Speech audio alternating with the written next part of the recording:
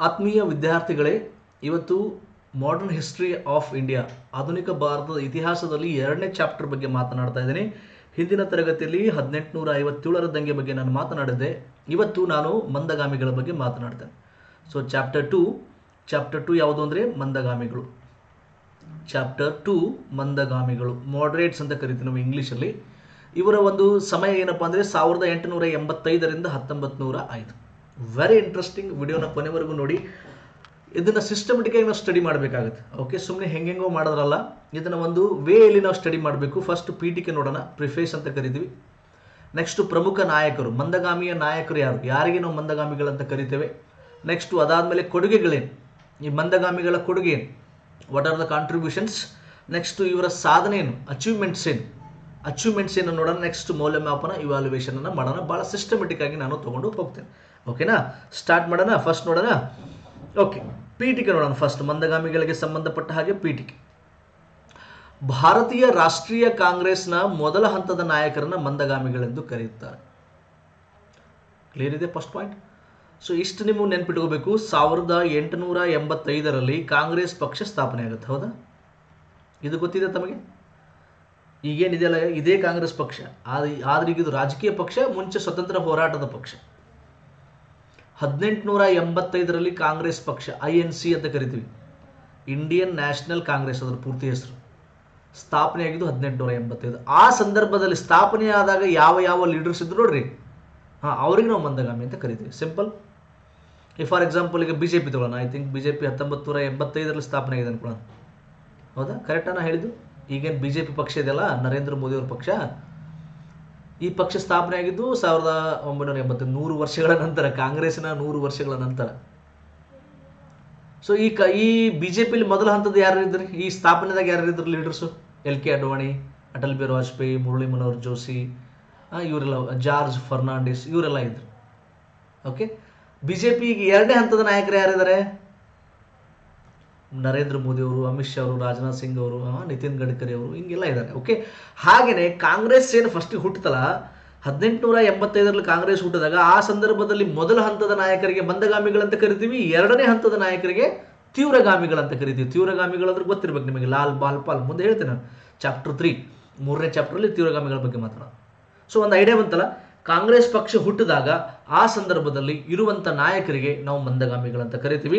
So ಭಾರತೀಯ ರಾಷ್ಟ್ರೀಯ ಕಾಂಗ್ರೆಸ್ನ ಮೊದಲ ಹಂತದ ನಾಯಕರನ್ನ ಮಂದಗಾಮಿಗಳೆಂದು ಕರೆಯುತ್ತಾರೆ. ಇವರು ಬ್ರಿಟಿಷ್ ಆಳ್ವಿಕೆ ಮತ್ತು ನ್ಯಾಯಪರತೆಯಲ್ಲಿ ನಂಬಿಕೆ ಇಟ್ಟಿದ್ದರು. ಇದು ವೆರಿ ಇಂಪಾರ್ಟೆಂಟ್. ಸೊ ಬ್ರಿಟಿಷ್ ಆಳ್ವಿಕೆಯನ್ನು ಒಪ್ಪಿಕೊಳ್ಳೇಬೇಕು, ಬೇರೆ ದಾರಿ ಇಲ್ಲ.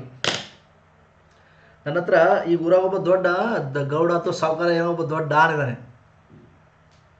ಅವನ ಆಳ್ವಿಕೆನ ನಾವು ಒಪ್ಪಿಕೊಳ್ಳೇಬೇಕು. ಯಾಕಂದ್ರೆ ನಾ ಭಾಳ ಬಡವೇನು, ನನಗೆ ಹಾಕೊಳ್ಳೋಕೆ ಬಟ್ಟಿಲ್ಲ ಮೈಯಾಗ ಸರಿಯಾಗಿ. ನಾ ಅವನನ್ನು ಎದುರು ಹಾಕೊಳ್ಳೋಕ್ಕಾಗತ್ತಾ? ಅನಿವಾರ್ಯವಾಗಿ ಏನಾಗುತ್ತೆ, ಮನಸ್ಸಿಚ್ಛೆ ಇಲ್ಲದೆ ಇದ್ರೂ ಗೊತ್ತಿಲ್ಲ, ಅನಿವಾರ್ಯವಾಗಿ ಅವನ ಆಡಳಿತ, ಸಾಹೇಬ್ರೆ ನಿಮ್ಮ ಆಡಳಿತ ನಮ್ಗೆ ಒಪ್ಪಿಗೆ ಇದೆ ಅಂತಲೇ ಹೋಗ್ಬೇಕಾಗುತ್ತೆ, ಫಾಲೋ ಮಾಡಬೇಕಾಗುತ್ತೆ, ಅದರ್ವೈಸ್ ಕಷ್ಟ. ಹಾಗೆಯೇ ಈಗ ತಾನೇ ಕಾಂಗ್ರೆಸ್ ಪಕ್ಷ ಹುಟ್ಟಿಕೊಂಡಿದೆ, ಅಂಥ ದೊಡ್ಡ ಬ್ರಿಟಿಷ್ ಸಾಮ್ರಾಜ್ಯವನ್ನು ಎದುರು ಹಾಕೊಳ್ಳೋಕೆ ಸಾಧ್ಯನೇ ಇಲ್ಲ. ಹೀಗಾಗಿ ಈ ಕಾಂಗ್ರೆಸ್ ಹುಟ್ಟಿಕೊಂಡಾಗ ಇದರ ನಾಯಕರು ಬ್ರಿಟಿಷ್ ಆಳ್ವಿಕೆ ಮತ್ತು ನ್ಯಾಯಪರತೆಯಲ್ಲಿ ನಂಬಿಕೆ ಇಡಲೇಬೇಕಾಗುತ್ತೆ, ಬೇರೆ ದಾರಿ ಇಲ್ಲ ಅನ್ನೋದು ನೀವು ನೆನ್ಪಿಟ್ಕೊಳ್ಳಿ. ಸಂವಿಧಾನ ಚೌಕಟ್ಟಿನಲ್ಲಿ ಬೇಡಿಕೆಗಳನ್ನು ಸರ್ಕಾರದ ಮುಂದೆ ಇಡುವುದರ ಜೊತೆಗೆ ಜನರಲ್ಲಿ ರಾಜಕೀಯ ಎಚ್ಚರವನ್ನು ತರುವ ಪ್ರಯತ್ನ ಮಾಡ್ತಿದ್ರು. ಎಸ್, ಸಂವಿಧಾನದ ಚೌಕಟ್ಟಿನಲ್ಲಿ ನಾವು ಹೋರಾಟ ಮಾಡ್ತೀವಿ. ನಾವು ಸಂವಿಧಾನದ ಚೌಕಟ್ಟಿನಲ್ಲಿ ನಾವು ಹೋರಾಟ ಮಾಡ್ತೇವೆ. ನಿಮ್ಮ ನೋಡಿ, ಸಂವಿಧಾನ ಯಾರಿತ್ತು ಆ ಟೈಮಲ್ಲಿ? ಬ್ರಿಟಿಷ್ ದೇಶದ ಸಂವಿಧಾನ ನಮ್ಮ ದೇಶದಲ್ಲಿ ಇತ್ತು ಆ ಟೈಮಲ್ಲಿ. ಅವರ ಸಂವಿಧಾನಕ್ಕೆ ನಾವು ಬದ್ಧರಾಗಿರ್ತೀವಿ ಅಂತ ಹೇಳ್ತಾ ಇದ್ವಿ. ಅಂದ್ರೆ ಎಷ್ಟು ವೀಕ್ ಇದ್ವಿ ನಾವು, ದುರ್ಬಲ. ಎಸ್, ನಾವು ಭಾಳ ದುರ್ಬಲ ಆಗಿದ್ವಿ. ಗುಪ್ತರ ಕಾಲದಲ್ಲಿ, ಮೌರ್ಯರ ಕಾಲದಲ್ಲಿ, ಅಷ್ಟೇ ಯಾಕೆ ವಿಜಯನಗರ ಕಾಲದಲ್ಲಿ ಭಾರತ ರಾರಾಸ್ತಿತ್ತು, ಶ್ರೀಮಂತ ರಾಷ್ಟ್ರ. ಆದರೆ ಈ ಬ್ರಿಟಿಷರ ಆಡಳಿತಕ್ಕೊಳಗಾಗಿ ನಾವು ಭಾಳ ಬಡವರಾಗಿದ್ವಿ. ಮತ್ತು ನಮ್ಮ ದೇಶ ಈಗ ಪುಟಿದೇಳ್ತಾ ಇದೆ, ನಮ್ಮ ದೇಶ ಭಾಳ ಶ್ರೀಮಂತ ಆಗ್ತಾ ಇದೆ. ಬ್ರಿಟಿಷರ ಆಳ್ವಿಕೆ ಸಂದರ್ಭದಲ್ಲಿ ನಮ್ಮ ಪರಿಸ್ಥಿತಿ ಭಾಳ ಚಿಂತಾಜನಕವಾಗಿತ್ತು. ಓಕೆ, ಸೊ ಸಂವಿಧಾನದ ಚೌಕಟ್ಟಿನಲ್ಲಿ ಬೇಡಿಕೆಗಳನ್ನು ಸರ್ಕಾರದ ಮುಂದೆ ಇಡುವುದರ ಜೊತೆಗೆ ಜನರಲ್ಲಿ ರಾಜಕೀಯ ಎಚ್ಚರವನ್ನು ತರುವುದರ ಪ್ರಯತ್ನ ಮಾಡಿದ್ರು. ಜನರಲ್ಲಿ ಅವೇರ್ನೆಸ್ ಶುರು ಮಾಡಿದ್ರು. ಇವ್ರು ಆಳ್ತಾ ಇದ್ದಾರೆ, ಇವ್ರ ಆಳ್ವಿಕೆ ದಬ್ಬಾಳಿಕೆಯಿಂದ ಕೂಡಿದೆ. ಸೊ ಜನರಲ್ಲಿ ಸಣ್ಣಗೆ ಶುರು ಮಾಡಿದ್ರು. ನೆಕ್ಸ್ಟ್ ನೋಡಿ, ಮನವಿ, ಪ್ರಾರ್ಥನೆ ಮತ್ತು ಶಾಂತಿಯುತ ಹೋರಾಟ ಇವರ ತತ್ವ ಸಿದ್ಧಾಂತವಾಗಿತ್ತು. ಎಸ್, ಮಂದಗಾಮಿಗಳ ತತ್ವ ಸಿದ್ಧಾಂತ ಏನಾಗಿತ್ತು ಅಂತ ಈ PSI ಎಲ್ಲ ಭಾಳ ಸಲ ಕೇಳಿದ ಕ್ವಶನ್ ಇದು. KS, PSI, PDO ಬಂದಿದೆ. ಸೊ 3P ನೋಡಿ, 3P ಅಥವಾ PQ ಅಂತ ಕರೀತಾರೆ. ಪಿ ಕ್ಯೂಬ್ ಮನವಿ, ಪೆಟಿಷನ್ ಪ್ರಾರ್ಥನೆ, ಪ್ರೇಯರ್, ಶಾಂತಿಯುತ ಹೋರಾಟ ಪ್ರೊಟೆಸ್ಟ್, ಶಾಂತಿಯುತ ಹೋರಾಟ ಪ್ರೊಟೆಸ್ಟ್. 3P ಅಥವಾ ಪಿ ಕ್ಯೂಬ್ ಅಂತ ಕರೀತಾರೆ. ಇದೇ ಕ್ವಶನ್ ಕೇಳಿದ ಸೀದಾ 3P ಇದು ಯಾರ ಸಿದ್ಧಾಂತ ಆಗಿತ್ತು ಅಂತ ಪ್ರಶ್ನೆ ಬಂದಿತ್ತು ನೋಡಿ. 3P ಇದು ಯಾರ ಸಿದ್ಧಾಂತವಾಗಿತ್ತು? ಕೆಳಗೆ ಆಪ್ಷನ್ ಕೊಟ್ಟಿದ್ದ ಮಂದಗಾಮಿಗಳ ಸಿದ್ಧಾಂತವಾಗಿತ್ತು. ಮನವಿ, ಪ್ರಾರ್ಥನೆ ಮತ್ತು ಇಷ್ಟೇ ತಿಳ್ಕೊಂಬಿಡಿ. ಮಂದಗಾಮಿಗಳಂದ್ರೆ ಸಣ್ಣ ಮಕ್ಕಳನ್ನ ತಿಳ್ಕೊಂಬಿಡ್ರಿ. ತಿಳ್ಕೊಂತೀರಾ? ಸಣ್ಣ ಕೂಸಿನ ಒಂದೇಟು ಬಿಡ್ರಿ ಕಿವಿಗೆ, ಒಂದೇಟು ಕಿವಿ ಬಿಡ್ರಿ, ಅದು ಅನ್ಸಾಯ್ತದ ಮೂಲೆ ಹೋಗಿ ಕುಂದಿರ್ತದೆ. ಸಣ್ಣ ಮಕ್ಕಳು ಎದುರು ಹಾಕೊಳ್ಳಲ್ಲ ನೋಡ್ರಿ. ನಿಮ್ಮ ಮನ್ಯಾಗ ಸಣ್ಣ ಮಕ್ಕಳಿಗೆ ಇನ್ನೂ ಅಷ್ಟು ಹಾರ್ಮೋನ್ಗಳು ಡೆವಲಪ್ಮೆಂಟ್ ಆಗಿರಲ್ಲ. ಸಣ್ಣ ಮಕ್ಕಳು ಹೆದರ್ತಾವೆ. ನೀವು ಏನೇ ಗೆದರ್ಸ್ರಿ ಹೊಡೆದ್ರೆ ಹೊಡ್ಸ್ಕೊತಾವೆ. ಯಾಕಂದ್ರೆ ಅದರಲ್ಲಿ ಇನ್ನೂ ತಾಕತ್ತಿರಲ್ಲ, ಶರೀರದಲ್ಲಿ ತಾಕತ್ತಿರಲ್ಲ, ಇನ್ನೂ ಅಷ್ಟು ಧೈರ್ಯ ಬಂದಿರಲ್ಲ, ಹಾರ್ಮೋನ್ಗಳು ಬದಲಾವಣೆ ಆಗಿರಲ್ಲ. ಸೊ ಮಂದಗಾಮಿಗಳು, ಸಣ್ಣ ಮಕ್ಕಳು ಅಂದ್ರೆ ಮಂದಗಾಮಿಗಳು ನೆನ್ಪಿಟ್ಕೋತೀರಾ? ಅದೇ ಮಗು ಮುಂದೆ 18 ವರ್ಷಕ್ಕೆ ಬರುತ್ತೆ, ಎಲ್ಲ ಚಿಗುರು ಮೀಸಿ ಎದಿ ಮೇಲೆ ಬಟನ್ಗಳು ಹಿಂಗೆಲ್ಲ ಬಿಟ್ಕೊಂಡು ಕಾಲರ್ ಹಾರಿಸ್ಕೊಂಡು ಅವ್ನು ಇನ್ನು ಹೊಡ್ಲೆ ಕೂರಿ ಯಾಕಂತ ನಾವು ಕೈ ಹಿಡಿತಾನೆ. ಯಾಕಂದ್ರೆ ಈಗ ಅವನೊಳಗೆ ಹಾರ್ಮೋನ್ಗಳು ಬದಲಾವಣೆ ಆಗಿದೆ, ಶಕ್ತಿ ಬಂದಿದೆ, ನಾನು ಫೇಸ್ ಮಾಡಬಲ್ಲೆ ಅಂತ. ಅದು ತೀವ್ರಗಾಮಿಗಳು. ಇಷ್ಟು ನೆನ್ಪಿಟ್ಕೋತೀರಾ? ಸಣ್ಣ ಮಕ್ಕಳು ಅಂದರೆ ಮಂದಗಾಮಿಗಳು, ಯುವಕ ಅಂದರೆ ತೀವ್ರಗಾಮಿಗಳು. Right, all right. ನೆಕ್ಸ್ಟ್ ನೋಡೋಣ. ಇಲ್ಲಿ ನೋಡಿ ಪಿ ಕ್ಯೂಬ್ ನೋಡಿ. ಪಿ ಕ್ಯೂಬ್ ಅಥವಾ P3 ಅಂತಿದೆ, 3P ಆಗಬೇಕಿದು, ಹಿಂಗೆ ಉಲ್ಟಾ ಆಗಿದೆ. 3P ಪ್ರೇಯರ್, ಪೆಟಿಷನ್, ಪ್ರೊಟೆಸ್ಟ್ ಇವರ ತತ್ವ ಸಿದ್ಧಾಂತವಾಗಿದ್ದು ನೆನ್ಪಿಟ್ಕೊಳ್ಳಿ. ಮಂದಗಾಮಿಗಳ ತತ್ವ ಸಿದ್ಧಾಂತ 3P. ನೆಕ್ಸ್ಟ್ ಯಾಕೆ ಅಂತ ಪ್ರಶ್ನೆ ಬರುತ್ತಿಲ್ಲ. ಯಾಕೆ ಈ ಪಿ ಕ್ಯೂಬ್ ಅಥವಾ 3P ಅಥವಾ ಪಿ ಕ್ಯೂಬ್ ಯಾಕೆ ಈ ತತ್ವ ಸಿದ್ಧಾಂತ ಆಗಿತ್ತು ಅಂದರೆ, ದೊಡ್ಡ ಬ್ರಿಟಿಷ್ ಸಾಮ್ರಾಜ್ಯದ ಮುಂದೆ ಈಗ ತಾನೇ ಸ್ಥಾಪನೆಗೊಂಡ ಕಾಂಗ್ರೆಸ್ ಚಿಕ್ಕ ಮಗುವಿನಂತೆ. ಎಸ್, ಎಕ್ಸಾಕ್ಟ್ಲಿ ನಾ ಹೇಳಿದ್ದೀನಿ. ಬ್ರಿಟಿಷರು ನಮ್ಮ ದೇಶ ಅಷ್ಟೇ ಅಲ್ಲ, ಜಗತ್ತಿನ ಎಷ್ಟೋ ರಾಷ್ಟ್ರಗಳನ್ನು ಆಳ್ತಿದ್ರು. ಅಂಥ ಸಾಮ್ರಾಜ್ಯದ ಮುಂದೆ ಈಗ ತಾನೇ ಹುಟ್ಟುಕೊಂಡಿರೋ ಕಾಂಗ್ರೆಸ್ ಮತ್ತು ಅದರ ನಾಯಕರು ಭಾಳ ಸಣ್ಣವರು, ಸಣ್ಣ ಮಕ್ಕಳಿದ್ದಾಗೆ. ಹೀಗಾಗಿ ಅನಿವಾರ್ಯವಾಗಿ ಈ ಒಂದು ತತ್ವ ಸಿದ್ಧಾಂತ ಪಾಲಿಸಬೇಕಾಯಿತು. ನಮ್ಮ ಧರ್ಮ ಹಾಕಿಕೊಟ್ಟ ದಾರಿಯಲ್ಲಿ ನಡೆಯುವ ಉದ್ದೇಶ ಇವ್ರದಾಗಿತ್ತು. ಎಸ್, ಎಲ್ಲ ಧರ್ಮಗಳು ಏನು ಬೋಧನೆ ಮಾಡ್ತವೆ? ಶಾಂತಿಯುತವಾಗಿರಬೇಕು, ಶಾಂತಿ ಪಾಲನೆ ಮಾಡಬೇಕು, ಹೊಡೆದಾಡಬಾರ್ದು. ಧರ್ಮಗಳು ಶಾಂತಿ ಪಾಲನೆ ಮಾಡ್ತವೆ. ಹೀಗಾಗಿ ಆ ಸಂದರ್ಭದಲ್ಲಿ ಧರ್ಮದ ಮೇಲೆ ಭಾಳಷ್ಟು ನಂಬಿಕೆ ಇತ್ತು ಈ ಒಂದು ನಾಯಕರಿಗೆ. ಧರ್ಮವನ್ನು ಪಾಲಿಸೋಣ, ಶಾಂತಿಯುತವಾಗಿ ನಾವು ಇರೋಣ ಅನ್ನೋದು ಇವರ ಒಂದು ಉದ್ದೇಶ. ಹೀಗಾಗಿ ಪ್ರಾರ್ಥನೆ, ಪೆಟಿಷನ್, ಪ್ರೇಯರ್, ಪ್ರೊಟೆಸ್ಟ್, ಪ್ರಾರ್ಥನೆ, ಶಾಂತಿಯುತ ಹೋರಾಟ ಮತ್ತು ಮನವಿ, ಈ ತತ್ವ ಸಿದ್ಧಾಂತವನ್ನು ಪಾಲಿಸ್ತಾ ಇದ್ರು. ಅರ್ಥ ಆಯ್ತಾ? ಪೀಠಿಕೆ ಕ್ಲಿಯರ್ ಇದೆ. ಸೊ ಮಂದಗಾಮಿಗಳು ಯಾರು ಮತ್ತು ಅವರ ತತ್ವ ಸಿದ್ಧಾಂತ ಏನು, ಇಷ್ಟು ನೆನ್ಪಿಟ್ಕೊಂತೀರಾ? ಆಲ್ ರೈಟ್, ಮುಂದೆ ಹೋಗೋಣ. ನೆಕ್ಸ್ಟ್ ನೋಡಿ, ಮಂದಗಾಮಿ ನಾಯಕರು ಯಾರ್ಯಾರು? ಮಂದಗಾಮಿ ನಾ ಹೇಳಿದೆ, ಈಗ ಕಾಂಗ್ರೆಸ್ ಸ್ಥಾಪನೆ ಆದಾಗ 1885ರಲ್ಲಿ ಕಾಂಗ್ರೆಸ್ ಸ್ಥಾಪನೆ ಆದಾಗ ಮಂದಗಾಮಿಗಳು, ಆ ಸಂದರ್ಭದ ನಾಯಕರನ್ನ ನಾವು ಮಂದಗಾಮಿಗಳು ಅಂತ ಕರಿತೀವಿ, ಮಾಡರೇಟ್ಸ್ ಅಂತ ಕರಿತೀವಿ. ಹಾಗಾದರೆ ಯಾರ್ಯಾರು ಪ್ರಮುಖ ನಾಯಕರು? ಒಂದಿಷ್ಟು ಪ್ರಮುಖ ನಾಯಕರಲ್ಲಿ ಫಸ್ಟ್ ದಾದಾಬಾಯಿ ನವರೋಜಿ ಬರ್ತಾರೆ. ದ ಗ್ರ್ಯಾಂಡ್ ಓಲ್ಡ್ ಮ್ಯಾನ್ ಅಂತ ಕರೀತಾರೆ. ದಾದಾಬಾಯಿ ನವರೋಜಿ ಮಂದಗಾಮಿ ಪ್ರಮುಖ ನಾಯಕ. ಸೊ ಇವ್ರ ಬಗ್ಗೆ ಕ್ವಶನ್ಸ್ ಭಾಳ ಸಲ ಬರುತ್ತೆ ಎಕ್ಸಾಮಲ್ಲಿ, ಇವ್ರಿಗೆ ಸಂಬಂಧಪಟ್ಟ ಕ್ವಶನ್ಸ್ ಬರುತ್ತೆ. ಯಾಕಂದ್ರೆ ಭಾಳ ಪ್ರಮುಖ ವ್ಯಕ್ತಿ. ನೀವು ಹಳೆ KS ನೀವೆಲ್ಲ ನೀವು ನೋಡ್ರಿ, CET ಎಲ್ಲ ಭಾಳಷ್ಟು ಕ್ವಶನ್ ಪೇಪರ್ ನೋಡ್ರಿ, ನೀವು ಭಾಳಷ್ಟು ಇವ್ರ ಮೇಲೆ ಕ್ವಶನ್ಸ್ ಬಂದಿದೆ. ಇವ್ರ ಬಗ್ಗೆ ತಿಳ್ಕೊಳ್ಳೋದಾದ್ರೆ ಸಂಪತ್ತಿನ ಸೋರಿಕೆಯ ಸಿದ್ಧಾಂತವನ್ನು ಮಂಡಿಸ್ತಾರೆ. The theory of drain of wealth ಅಂತ ಕರೀತಾರೆ ನಾವು, ಡ್ರೇನ್ ಥಿಯರಿ ಅಂತ ಕರೀತಾರೆ. ಸಂಪತ್ತಿನ ಸೋರಿಕೆಯ ಸಿದ್ಧಾಂತವನ್ನು ಮಂಡಿಸಿದವರು ಯಾರು ಅಂತ ಪ್ರಶ್ನೆ ಬರುತ್ತೆ, ದಾದಾಬಾಯಿ ನವರೋಜಿ. ಹಂಗಂದ್ರೆ ಏನಪ್ಪ ಅಂದರೆ, ಬ್ರಿಟಿಷರು ಭಾರತವನ್ನು ಹೇಗೆಲ್ಲ ಕೊಳ್ಳೆ ಹೊಡೆದ್ರು ಅಂತ ಅವರ ಆ ಒಂದು ಡಿಟೇಲ್ ಒಂದು ಸಿದ್ಧಾಂತವನ್ನೇ ಮಂಡಿಸಿದರು.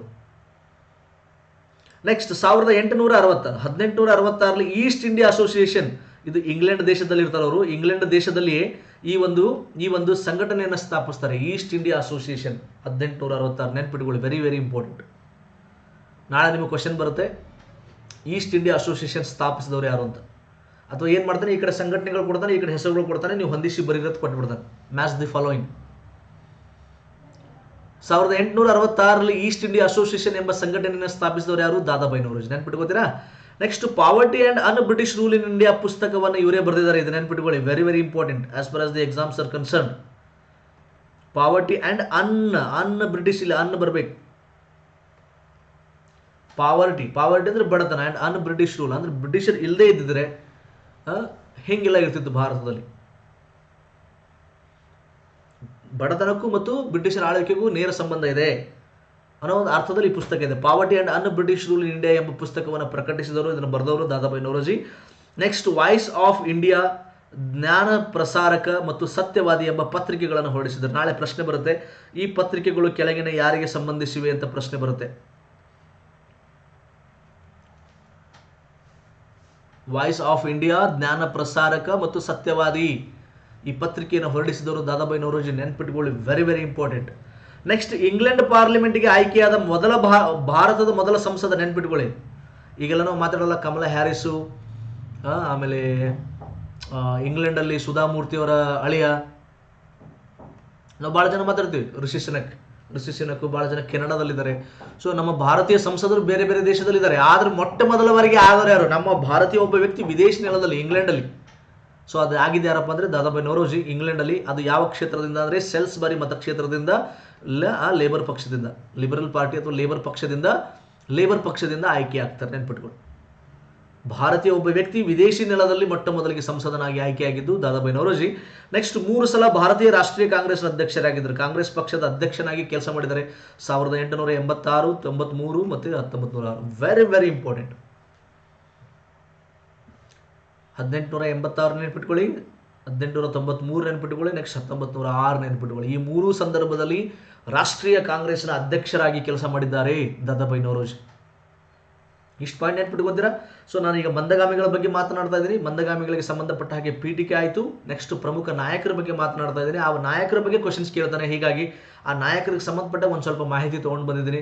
ದಾದಾಬಾಯಿ ನೌರೋಜಿ ಸಂಪತ್ತಿನ ಸೋರಿಕೆ ಸಿದ್ಧಾಂತ, East India association, voice of India, ಜ್ಞಾನ ಪ್ರಸಾರಕ ಮತ್ತು ಸತ್ಯವಾದಿ ಪತ್ರಿಕೆಗಳು ತಗೊಂಡು ಬಂದರು. ನೆಕ್ಸ್ಟ್ ಇಂಗ್ಲೆಂಡಿನ ಸಂಸತ್ತಿಗೆ ಆಯ್ಕೆಯಾದ ಭಾರತೀಯ ಮೊದಲ ವ್ಯಕ್ತಿ. ನೆಕ್ಸ್ಟ್ ಇವರು 3 ಸಲ ರಾಷ್ಟ್ರೀಯ ಕಾಂಗ್ರೆಸ್ನ ಅಧ್ಯಕ್ಷರಾಗಿದ್ದರು, 86, 93 ಮತ್ತು 1906. ನೆನ್ಪಿಟ್ಕೋತೀರಾ? Yes, very important. ನೆಕ್ಸ್ಟ್ ನೋಡೋಣ, ಮತ್ತೊಬ್ಬ ಪ್ರಮುಖ ನಾಯಕ ನೋಡೋಣ, ಸುರೇಂದ್ರನಾಥ್ ಬ್ಯಾನರ್ಜಿ ನೋಡಿ. ಸೊ ಇವರು ಕೂಡ ಒಬ್ಬ ಪ್ರಮುಖ ಮಂದಗಾಮಿ ನಾಯಕ. ಇಂಡಿಯನ್ ಅಸೋಸಿಯೇಷನ್ ಎಂಬ ಸಂಘಟನೆಯನ್ನು ಸ್ಥಾಪಿಸಿದರು. Very very important.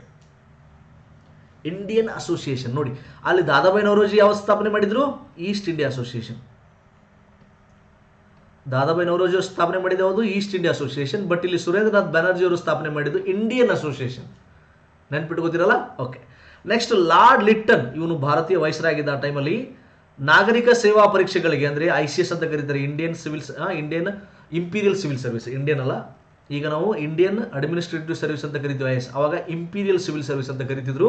ನಾಗರಿಕ ಸೇವಾ ಪರೀಕ್ಷೆಗಳಿಗೆ ಕನಿಷ್ಠ ವಯೋಮಿತಿ 21 ರಿಂದ 19 ವರ್ಷಕ್ಕೆ ಇಳಿಕೆ ಮಾಡಿದಾಗ ಇದನ್ನು ವಿರೋಧಿಸಿ ಮಾಡಿದ ಹೋರಾಟದಲ್ಲಿ ಮುಂಚೂಣಿಯಲ್ಲಿದ್ದರು. ಎಸ್, ಇವು ಲಾರ್ಡ್ ಲಿಟ್ಟನ್ ಇಷ್ಟು ಕೆಟ್ಟಿದ್ನಲ್ರಿ, ಭಾಳ ಹಂಡಿದ್ದಂತಾರಲ್ಲ ಉತ್ತರ ಕರ್ನಾಟಕದಲ್ಲಿ, ಮುಳು ಕಂಟಿದ್ದಂಗಿದ್ದ ನಾವು.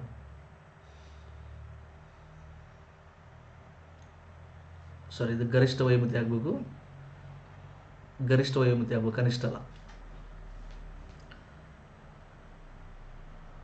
21 ವರ್ಷದ ಒಳಗಾಗಿ ನೀವು IAS ಆಫೀಸರ್ ಆಗಬೇಕು. ಈಗ ಎಷ್ಟಿದ್ರೆ ಎಲ್ಲ 30-35 ಇದೆ. ಆಗಿನ ಕಾಲದಲ್ಲಿ 21ರೊಳಗೆ ಆಗ್ಬೇಕು. ಅದನ್ನು ಮತ್ತೇನು ಮಾಡ್ತಾನೆ ಇವ ಶಿಷ್ಯ? 21 ಮತ್ತೆ 19ಗೆ ಇಳಿಕೆ ಮಾಡ್ತಾನೆ. ಅಂದ್ರೆ 19 ವರ್ಷದ ಒಳಗಾಗಿ ನೀವು ಭಾರತೀಯರು ICS ಅಧಿಕಾರಿಗಳಾಗೋದಾದ್ರೆ 19 ವರ್ಷದ ಒಳಗಾಗಿಯೇ ಆಗ್ಬೇಕಂತೆ. ಅಂದ್ರೆ ಒಂದು ಕೈಯಲ್ಲಿ ಕೊಟ್ಟು ಒಂದು ಕೈಯಲ್ಲಿ ಕಸ್ಕೊಳ್ಳೋದಂತ ಅರ್ಥ. ಇದು ಕ್ಯಾರೆಟ್ ಅಂಡ್ ಸ್ಟಿಕ್ ಪಾಲಿಸಿ ಅಂತ ಕರೀತಾರೆ. Carrot and stick policy. ಒಂದು ಕೈಯಲ್ಲಿ ಕೊಡೋದು, ಗಜ್ಜರಿ ಕೊಡೋದು, ಒಂದು ಕೈಯಲ್ಲಿ ಕಸ್ಕೊಳ್ಳೋದಂತ. ನೀವು ಭಾರತೀಯರು ಏನು ಹೇಳ್ತೀರಿ? ಬರೀ ಬ್ರಿಟಿಷರು ಬರೀ ದಬ್ಬಾಳಿಕೆ ಮಾಡ್ತಾರೆ. ನಿಮಗೂ ಅವಕಾಶ ಕೊಟ್ಟಿಲ್ಲ, ಬರೀರಿ ICS ಎಕ್ಸಾಮ್ ಬರೀರಿ, ನೀವು ಅಧಿಕಾರಿಗಳಾಗಿರಲ್ಲ, ನಿಮಗೆಲ್ಲಿ ಬೇಡಂದ್ವಿ, ನಿಮಗೂ ಸಮಾನ ಅವಕಾಶ ಕೊಟ್ಟಿಲ್ಲ ಅಂತ ಮ್ಯಾಲೆ ಹೇಳೋದು. ಒಳಗೆ 19 ಇಟ್ಬಿಡೋದು. 19ರೊಳಗೆ ಹೆಂಗೆ ಹಾಕಿ ಸಾಧ್ಯ ರೀ? ಅದು 21ನೇ ಭಾಳ ಕಮ್ಮಿ. ಅದು ಮತ್ತೆ 19ಗೆ ಇಳಿಕೆ ಮಾಡ್ತಾನೆ ಇವನು ಲಿಟ್ಟನ್ ಕಿಸ್ವೈ. ಇದು ಅನ್ಯಾಯ. ಅಂದ್ರೆ ಸಾಧ್ಯನೇ ಇಲ್ಲ, ಯಾರು ಪಾಸ್ ಆಗಿ ಸಾಧ್ಯನೇ ಇಲ್ಲ. ಹೀಗಾಗಿ ಇದನ್ನ ಕಡಿಮೆ ಮಾಡಿದಾಗ, ಆ ಗರಿಷ್ಠ ವಯೋಮಿತಿಯನ್ನು ಕಡಿಮೆ ಮಾಡಿದಾಗ ಇದರ ವಿರುದ್ಧ ಹೋರಾಟ ಮಾಡಿದ ಮುಂಚೂಣಿಯಲ್ಲಿದ್ದ ವ್ಯಕ್ತಿ ಸುರೇಂದ್ರನಾಥ್ ಬ್ಯಾನರ್ಜಿ ನಾವು ಮೆಚ್ಚಬೇಕು. ಯಾಕಂದ್ರೆ ಆಲ್ರೆಡಿ ಅವರು ICS ಅಧಿಕಾರಿ ಇದ್ರು. ಅವ್ರು ಆಲ್ರೆಡಿ ICS ಅಧಿಕಾರಿ ಇದ್ದು ಕೂಡ ಹೋರಾಟ ಮಾಡಿದ್ದಾರೆ. ನಾನು ನೌಕರಿ ಹೋದ್ರೂ ಪರವಾಗಿಲ್ಲ ಅಂತೇಳಿ. ನಮ್ಮ ಭಾರತದ ಎರಡನೇ ICS ಅಧಿಕಾರಿ, ನೆನ್ಪಿಟ್ಕೊಳ್ಳಿ. ಒಂದನೇದು ಯಾರ್ರಿ? 1863ರಲ್ಲಿ ಮೊದಲ ಬಾರಿಗೆ ICS ಅಧಿಕಾರಿ ಆಗಿದ್ದು ಸತ್ಯೇಂದ್ರನಾಥ್ ಟ್ಯಾಗೋರ್. ನೆನ್ಪಿಟ್ಕೊಳ್ಳಿ, ಕ್ವಶನ್ ಭಾಳ ಸಲ ಕೇಳಿದಾನೆ. 1863ರಲ್ಲಿ ಆಗಿದ್ದಾರೆ, 64ರ ಬ್ಯಾಚ್. 1863ರಲ್ಲಿ ಮೊಟ್ಟ ಮೊದಲ ಬಾರಿಗೆ ಭಾರತೀಯ ಒಬ್ಬ ವ್ಯಕ್ತಿ ICS ಎಕ್ಸಾಮ್ ಪಾಸ್ ಮಾಡಿದ್ದು ಸತ್ಯೇಂದ್ರನಾಥ್ ಟ್ಯಾಗೋರ್, ರವೀಂದ್ರನಾಥ್ ಟ್ಯಾಗೋರ್ ಅವರ ಸಹೋದರ. ಎರಡನೇ ವ್ಯಕ್ತಿ ICS ಎಕ್ಸಾಮ್ 1869 ಇಲ್ಲಿದೆ ನೋಡಿ. 1869ರಲ್ಲಿ ICS ಪರೀಕ್ಷೆಯನ್ನು ಪಾಸ್ ಮಾಡಿದ ಎರಡನೇ ಭಾರತೀಯ, ಸೆಕೆಂಡ್ ಭಾರತೀಯ ಯಾರು? ಸುರೇಂದ್ರನಾಥ್ ಬ್ಯಾನರ್ಜಿ. ನೆನ್ಪಿಟ್ಕೊಳ್ಳಿ.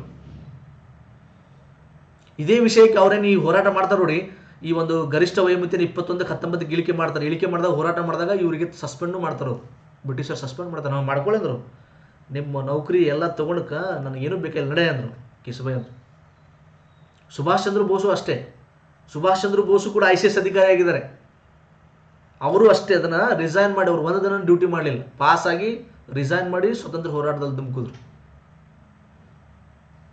ದಿ ಬೆಂಗಾಳಿ ಎಂಬ ಪತ್ರಿಕೆಯನ್ನು ಹೊರಡಿಸಿದ್ರು ನೋಡ್ರಿ. ದಿ ಬೆಂಗಾಳಿ ಎಂಬ ಪತ್ರಿಕೆಯನ್ನು ಹೊರಡಿಸಿದ್ದು ಯಾರು ಅಂತ ಪ್ರಶ್ನೆ ಬರುತ್ತೆ. ಈ ದಿ ಬೆಂಗಾಳಿ ಎಂಬ ಪತ್ರಿಕೆಯನ್ನು ಹೊರಡಿಸಿದ್ದು ಸುರೇಂದ್ರನಾಥ್ ಬ್ಯಾನರ್ಜಿ, ನೆನ್ಪಿಟ್ಕೊಳ್ಳಿ. ಬ್ಯಾನರ್ಜಿ ಅಂದ್ರೆ ಬಂಗಾಳದವರು, ಇವರೆಲ್ಲ ಬ್ಯಾನರ್ಜಿ, ಚಟರ್ಜಿ, ಮುಖರ್ಜಿ ಎಲ್ಲ ಬಂಗಾಳದವರು. ಸೊ ದಿ ಬೆಂಗಾಳಿ ಎಂಬ ಪತ್ರಿಕೆಯನ್ನು ಹೊರಡಿಸಿದವರು ಯಾರು? ಸುರೇಂದ್ರನಾಥ್ ಬ್ಯಾನರ್ಜಿ. ನೆನ್ಪಿಟ್ಕೋತಿರಲ್ಲ ಇವರು ಇಷ್ಟು ಪಾಯಿಂಟ್ಸು. ಒಂದು ದಾದಾಬಾಯಿ ನವರೋಜಿ ಬಗ್ಗೆ ಕವರ್ ಮಾಡಿದೆ, ನೆಕ್ಸ್ಟ್ ಸುರೇಂದ್ರನಾಥ್ ಬ್ಯಾನರ್ಜಿ ಬಗ್ಗೆ ಕವರ್ ಆಯಿತು.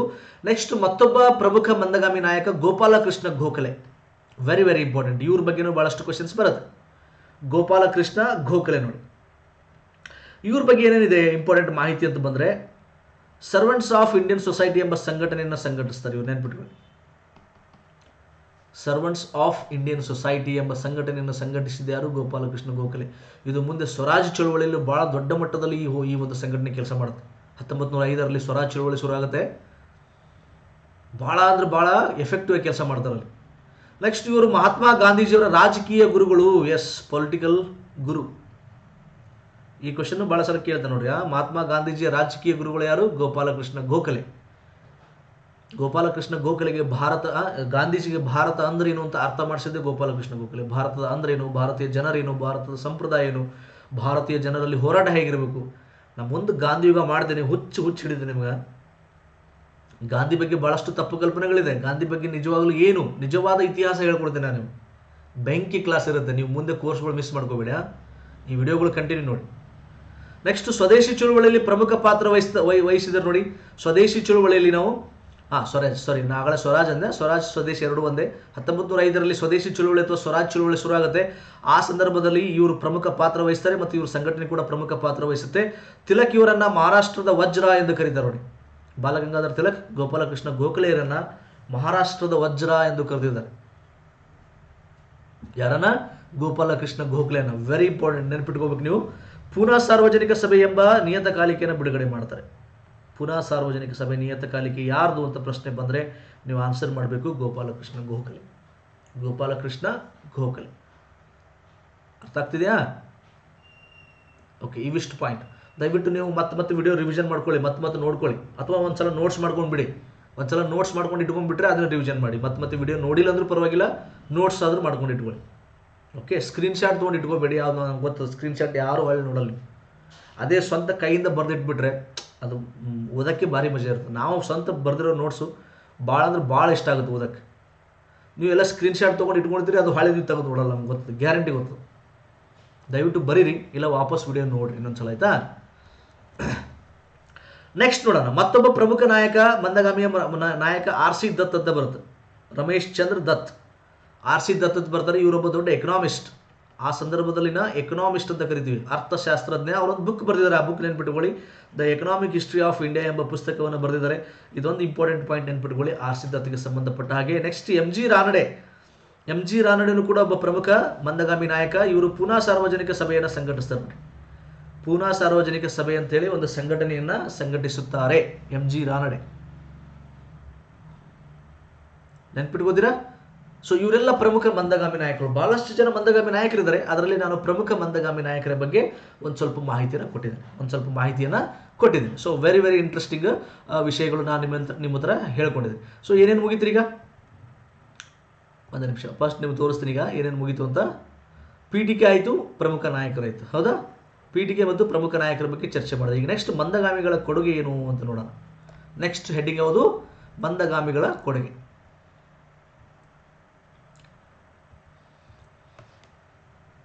ಓಕೆ, ಸೊ ಮಂದಗಾಮಿಗಳ ಕೊಡುಗೆ ಏನು ಕೊಡುಗೆ ಇವ್ರದ್ದು ಸರ್? ನಮ್ಮ ಭಾರತದ ಜನರಿಗೆ ಅಥವಾ ಭಾರತಕ್ಕೆ ಈ ಮಂದಗಾಮಿಗಳು ಏನು ಕೊಡುಗೆ ಕೊಟ್ಟರು? ವಾಟ್ ಆರ್ ದ ಕಾಂಟ್ರಿಬ್ಯೂಷನ್ಸ್ ಅಂತ ನಾವು ಪ್ರಶ್ನೆ ಬರುತ್ತೆ.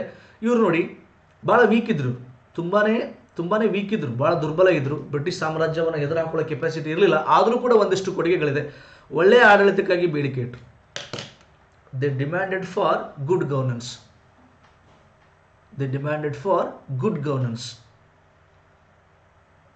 ನೋಡ್ರಿ, ನೀವು ಒಂದು ತಿಳ್ಕೊರಿ, ಸಣ್ಣ ಮಕ್ಕಳು ಕೈಲಿ ಏನೂ ಆಗಲ್ಲ. ನೀವು ಹೊಡೆದ್ರು ಹೊಡ್ಸ್ಕೊತೇವೆ, ಬೈದ್ರು ಬೈಸ್ಕೊತೇವೆ. ಆದ್ರೆ ಸಣ್ಣ ಮಕ್ಕಳಿಗೆ ದೇವ್ರ ಒಂದು ಅಸ್ತ್ರ ಕೊಟ್ಟಾನ.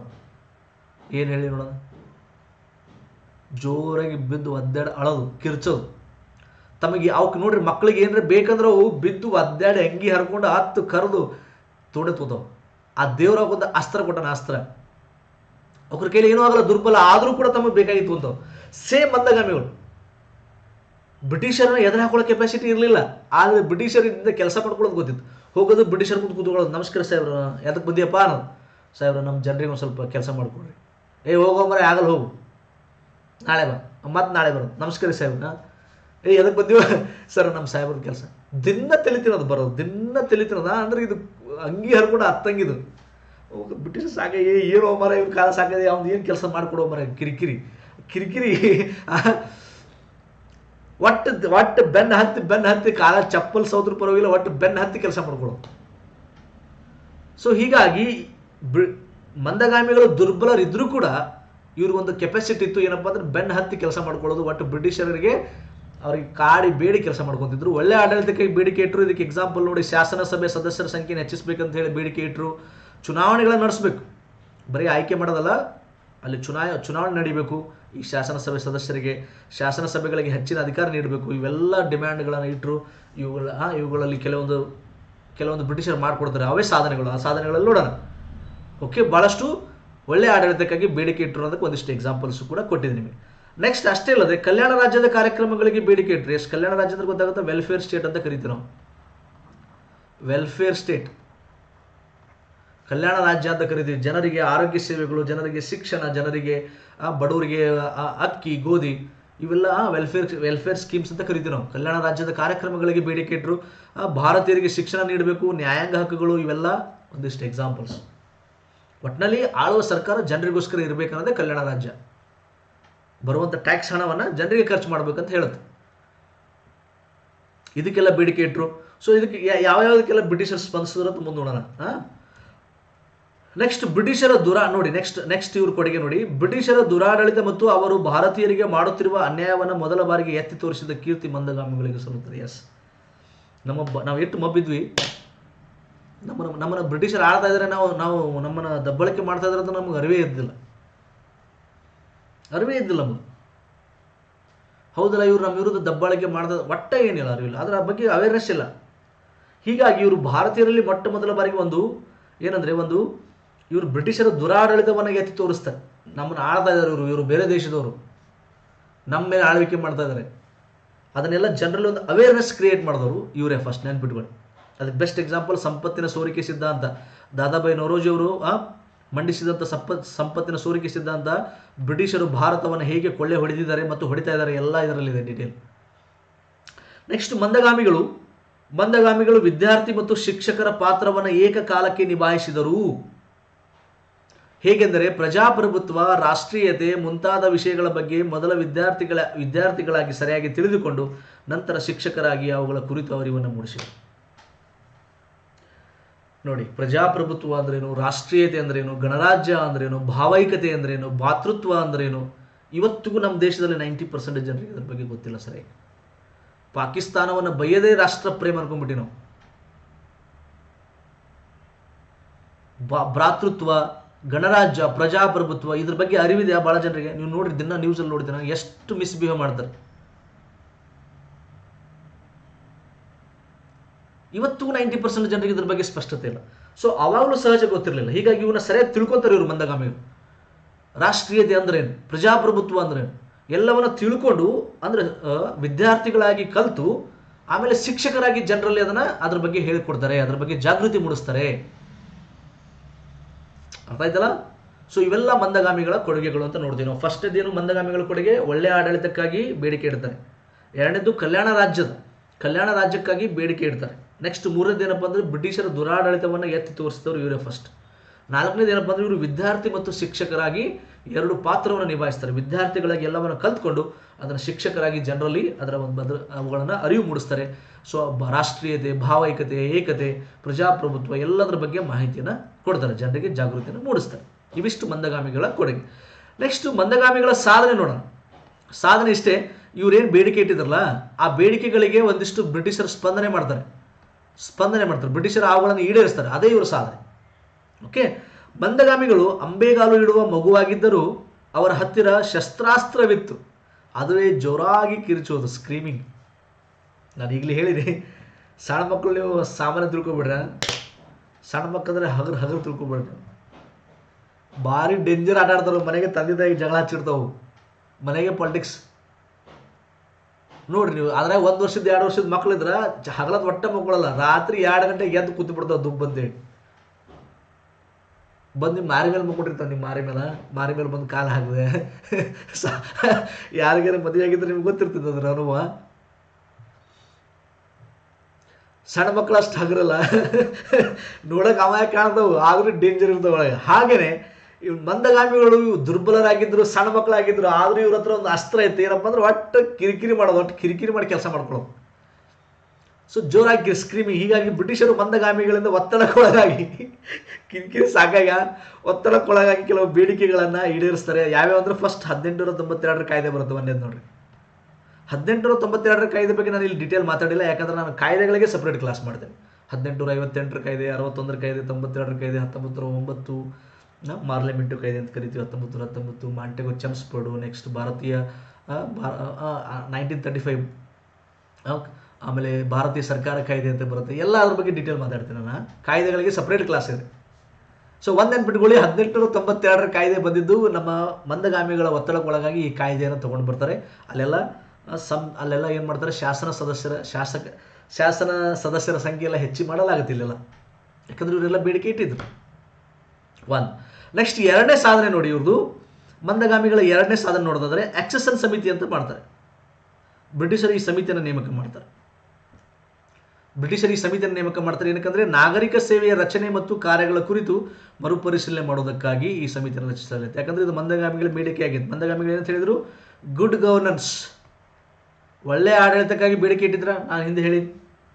ಹೀಗಾಗಿ ನಾಗರಿಕ ಸೇವೆಯ ರಚನೆ ಅಂದ್ರೆ ಇಂಡಿಯಾದಲ್ಲಿ ನಾಗರಿಕ ಸೇವೆ ಹೇಗಿದೆ, ಸರಿಯಾಗಿ ಜನಪರ ಕೆಲಸ ಮಾಡ್ತಾ ಇದ್ದಾರಲ್ಲೋ, ಮತ್ತು ಕಾರ್ಯಗಳ ಕುರಿತು ಮರುಪರಿಶೀಲನೆ ಮಾಡಿ ಆ ಸಮಿತಿಯಲ್ಲಿ ಏನಾದರೂ ಆ ಸಮಿತಿ ಶಿಫಾರಸುಗಳನ್ನು ನೋಡುವಾಗ ಏನಾದರೂ ಬದಲಾವಣೆ ಮಾಡ್ಬೋದಾ, ಒಟ್ಟಿನಲ್ಲಿ ಆಡಳಿತವನ್ನು ಸುಧಾರಿಸಲು, ಭಾರತದಲ್ಲಿ ಒಳ್ಳೆಯ ಆಡಳಿತ ಕೊಡಲು ಒಂದು ಸಮಿತಿ ನೇಮಕ ಮಾಡ್ತಾರೆ, ಆಕ್ಸೆಷನ್ ಸಮಿತಿ ನೆನಪಿಟ್ಕೊಳ್ಳಿ. ನೆಕ್ಸ್ಟ್ ವೆಲ್ಬಿ ಸಮಿತಿ ಅಂತ ನೇಮಕ ಮಾಡ್ತಾರೆ ಬ್ರಿಟಿಷರು, ಭಾರತದ ಆದಾಯ ಮತ್ತು ಖರ್ಚುಗಳನ್ನು ಮರುಪರಿಶೀಲಿಸೋದಕ್ಕೆ. ಯಾಕಂದ್ರೆ ನಾವೇನು ಹೇಳ್ತೀವಿ, ಕಲ್ಯಾಣ ರಾಜ್ಯಕ್ಕೆ ಒತ್ತು ಕೊಡಿ ಅಂತ ಹೇಳ್ತೀವಿ. ಜನರಿಗೆ ಆರೋಗ್ಯ ಸೇವೆಗಳು, ಶಿಕ್ಷಣ, ಜನರಿಗೆ ಅಕ್ಕಿ, ಗೋಧಿ, ಕಲ್ಯಾಣ ರಾಜ್ಯದ ಬೇಡಿಕೆ ಇಟ್ಟಿರ್ತೀವಿ ನಾವು ಮಂದಗಾಮಿಗಳು. ಹೀಗಾಗಿ ಅದನ್ನು ನೋಡೋದಕ್ಕೆ ವೆಲ್ಬಿ ಸಮಿತಿಯನ್ನು ನೇಮಕ ಮಾಡ್ತಾರೆ. ಇದು ಕೂಡ ಮಂದಗಾಮಿಗಳ ಬೇಡಿಕೆ ಆಗಿತ್ತು. ಹೀಗಾಗಿ ಇವರ ಬೇಡಿಕೆಗಳಿಗೆ ಅವರು ಸ್ಪಂದಿಸಿ ಒಂದಿಷ್ಟು ಕೆಲಸ ಮಾಡ್ತಾರಲ್ಲ, ಅದೇ ಮಂದಗಾಮಿಗಳ ಸಾಧನೆ ಅಂತ ನಾವು ನೋಡ್ತೇವೆ. ಕ್ಲಿಯರ್ ಇದೆ? ಸೊ ಮಂದಗಾಮಿಗಳ ಸಾಧನೆ 3 ಪಾಯಿಂಟ್ ನೆನ್ಪಿಟ್ಕೋರಿ. 1ನೇದು 1892 ಕಾಯ್ದೆ ಬರುತ್ತೆ, 1892 ಆಕ್ಟ್ ಬರುತ್ತೆ. 2ನೇದು ಆಕ್ಸೆಷನ್ ಸಮಿತಿ ಅಂದ್ರೆ ಗುಡ್ ಗವರ್ನೆನ್ಸ್ಗೋಸ್ಕರ. ನೆಕ್ಸ್ಟ್ 3ನೇದು ವೆಲ್ಬಿ ಸಮಿತಿ ಬರುತ್ತೆ, ವೆಲ್ಫೇರ್ ಸ್ಟೇಟ್, ಕಲ್ಯಾಣ ರಾಜ್ಯದ ಪರಿಕಲ್ಪನೆಯನ್ನು ಸಾಕಾರ ಮಾಡಲು ವೆಲ್ಬಿ ಸಮಿತಿ ಬರುತ್ತೆ. ಕ್ಲಿಯರ್ ಇದೆಯಾ? ಇಲ್ಲಿವರೆಗೂ ಅರ್ಥ ಆಯ್ತಾ? ಸೊ ಮಂದಗಾಮಿಗಳಿಗೆ ಸಂಬಂಧಪಟ್ಟ ಹಾಗೆ ಪೀಠಿಕೆ ಮುಗಿತು, ಪ್ರಮುಖ ನಾಯಕರು ಮುಗಿತು, ನೆಕ್ಸ್ಟ್ ಅವ್ರ ಕೊಡುಗೆ ಏನು, ಅವ್ರ ಸಾಧನೆ ಏನು ಮುಗಿತು. ಈಗ ನೆಕ್ಸ್ಟ್ ನೋಡೋದಾದ್ರೆ ಲಾಸ್ಟ್ ಉಳಿದ ಯಾವ್ದ್ರಿ, ಮೌಲ್ಯಮಾಪನ ಉಳಿಯುತ್ತೆ. ಸೊ ಮಂದಗಾಮಿಗಳು ಅಷ್ಟೊಂದು ಸಾಧನೆ ಮಾಡದಿದ್ದರೂ ದೇಶಾದ್ಯಂತ ರಾಷ್ಟ್ರೀಯತೆ ಜಾಗೃತಿ ಮೂಡಿಸುವಲ್ಲಿ ಪ್ರಮುಖ ಪಾತ್ರ ವಹಿಸಿದರು. This is very important. ಪ್ರಜಾಪ್ರಭುತ್ವ ಅಂದ್ರೇನು, ಗಣರಾಜ್ಯ ಅಂದ್ರೇನು, ರಾಷ್ಟ್ರ ಪ್ರೇಮ ಅಂದ್ರೇನು, ರಾಷ್ಟ್ರೀಯತೆ ಅಂದ್ರೇನು, ಇವೆಲ್ಲ ಫಸ್ಟ್ ನಮ್ಮ ಭಾರತೀಯ ಜನರಲ್ಲಿ ಮೂಡಿಸಿದ್ದೇ ಮಂದಗಾಮಿಗಳು. ಗೊತ್ತಿರಲಿಲ್ಲ ನಮ್ಗೆ, ಇವು ಯಾವ ಗೊತ್ತಿರಲಿಲ್ಲ. ಸುಮ್ಮ ಬ್ರಿಟಿಷರು ಆಳ್ತಿದ್ರು, ನಾವು ನಮ್ಮ ಪಾಡಿಗೆ ಇದ್ವಿ, ತಂಬಾಗಿಂಬ ತಿನ್ಕೋತ ಸ್ವಲ್ಪ ತಂಬಾಕ ಸುಣ್ಣ ಇಟ್ರಿ ಅನ್ಕೋತ ಆರಾಮ. ಹೆಂಗ್ರಿ ನಿಮ್ಮ ಹೆಂಡತಿ ಮಕ್ಕಳು ಆರಾಮದಾರ, ಊರ ಕಡೆ ಮಳೆ ಬೆಳೆ ಎಲ್ಲಾರ ಬರೀ ಇಟ್ಟೆ ಆರಾಮಿದ್ವಿ ನಾವು.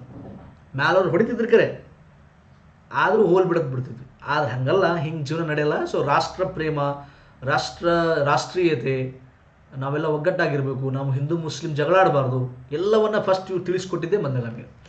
ನೆಕ್ಸ್ಟ್ ಜನರಲ್ಲಿ ನಾವೆಲ್ಲರೂ ಭಾರತೀಯರು ಎನ್ನುವ ಭಾವನೆಯನ್ನು ಬರುವಂತೆ ಮಾಡಿದ್ರು ಇವರೇ. ವಿ ಆಲ್ ಆರ್ ಇಂಡಿಯನ್ಸ್, ನಾವೆಲ್ಲ ಭಾರತೀಯರು ಅಂತ ಫಸ್ಟ್ ತಿಳಿಸ್ಕೊಟ್ಟವ್ರು ಇವರೇ. ನಾವೆಲ್ಲರೂ ಒಗ್ಗಟ್ಟಾಗಿರ್ಬೇಕಂತ ಹೇಳಿದವರು ಇವರೇ. ರಾಷ್ಟ್ರೀಯ ಚಳುವಳಿಗೆ ಒಂದು ಅಡಿಪಾಯ ಹಾಕಿ ದೇಶದ ಒಳತಿಗೆ ಶ್ರಮಿಸಿದರು. ಹೀಗಾಗಿ ಆಧುನಿಕ ಭಾರತದ ಶಿಲ್ಪಿಗಳಲ್ಲಿ ಮಂದಗಾಮಿಗಳು ಮೊದಲಿಗರು ಎಂದರೂ ತಪ್ಪಾಗಲಿಕ್ಕಿಲ್ಲ. Yes, they are the first among the modern Indian architects. ಇವತ್ತು ಆಧುನಿಕ ಭಾರತ ಇವತ್ತೇನು ನಿರ್ಮಾಣ ಆಗಿದೆಯಲ್ಲ, ಅದಕ್ಕೆ ಅಡಿಗಲ್ಲು ಹಾಕಿದವರು, ಅದಕ್ಕೆ ಭದ್ರ ಬುನಾದಿ ಹಾಕಿದವರೇ ಮಂದಗಾಮಿಗಳು. ಯಾಕಂದರೆ ಅವರಿಂದಲೇ ಶುರುವಾಗಿದೆ ಹೋರಾಟ.